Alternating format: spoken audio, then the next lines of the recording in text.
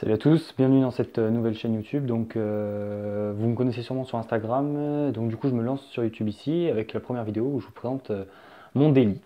Donc, c'est parti, on se retrouve dans la voiture avec des petits plans tournés à la GoPro. Et puis, voilà, ça permet de donner une petite première vidéo pour lancer la chaîne.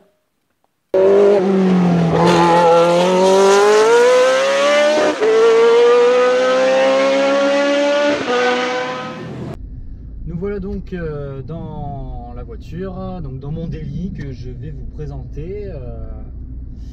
Donc c'est parti, on va aller vers un petit spot sympa et puis je vais vous faire des petites images extérieures du véhicule.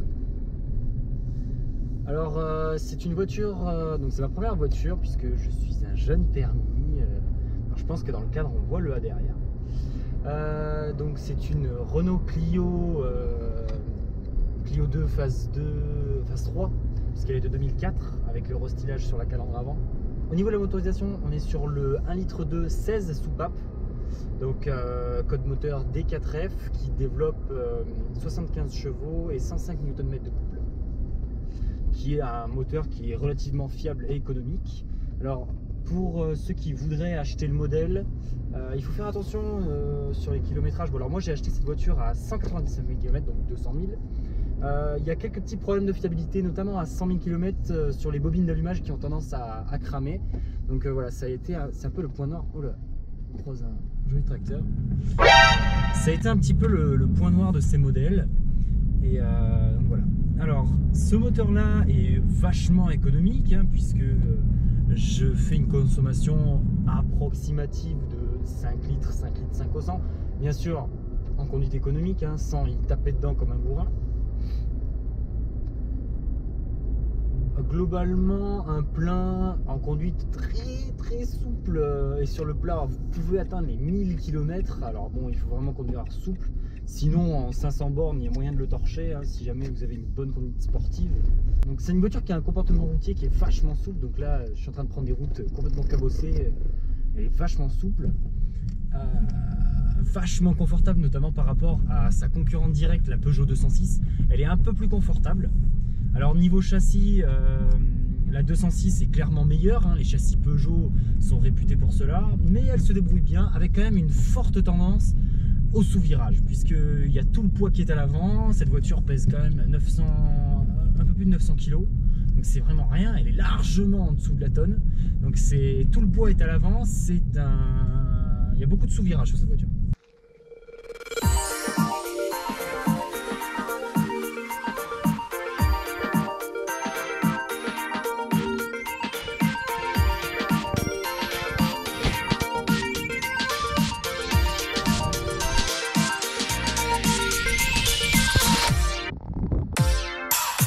Niveau caractère moteur, c'est un moteur qui est comme les 16 soupapes un petit peu creux à bas régime.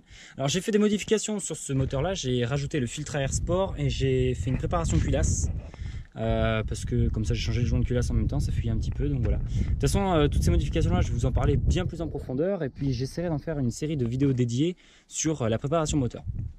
On retrouve ici, on le voit à peine avec l'ombre, il y a le compresseur de clim, donc c'est un véhicule qui est équipé de la climatisation. Au niveau de l'intérieur, on va rentrer ici, donc c'est la finition dynamique avec le pack clim.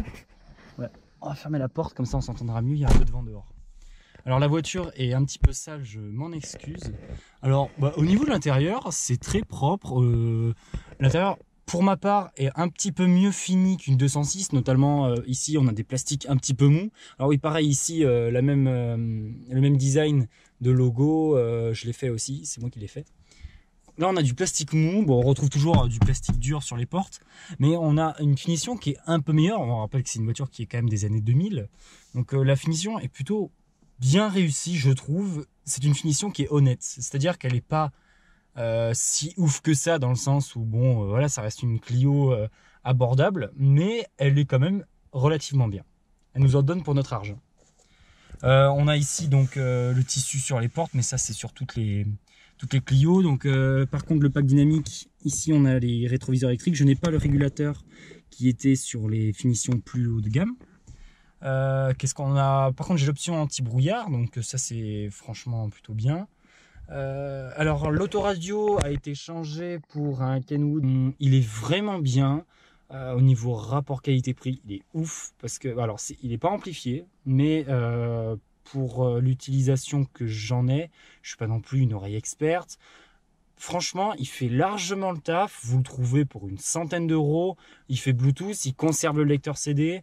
On a la possibilité de passer les appels au volant avec le petit micro ici. Donc non, franchement, c'est un autoradio que je vous recommande beaucoup.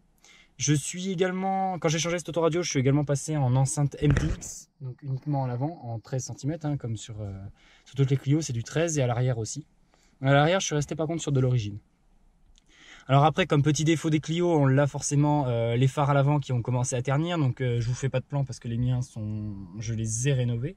Peut-être que je trouverai une photo des phares ternis, donc si je la trouve, je la mettrai là au montage, sinon c'est que je l'ai pas trouvé.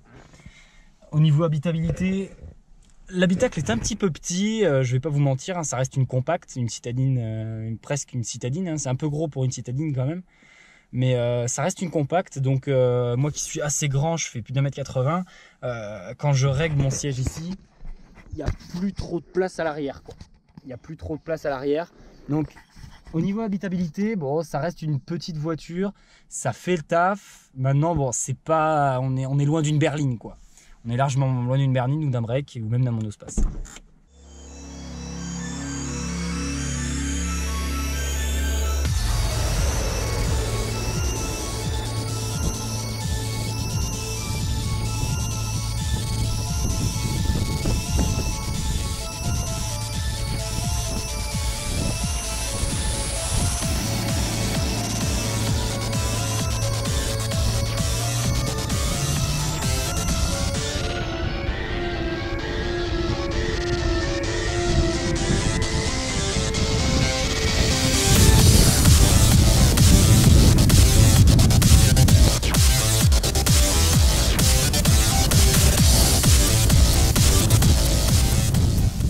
Eh bien, merci d'avoir regardé ce premier épisode. On se retrouve très bientôt pour de nouvelles vidéos.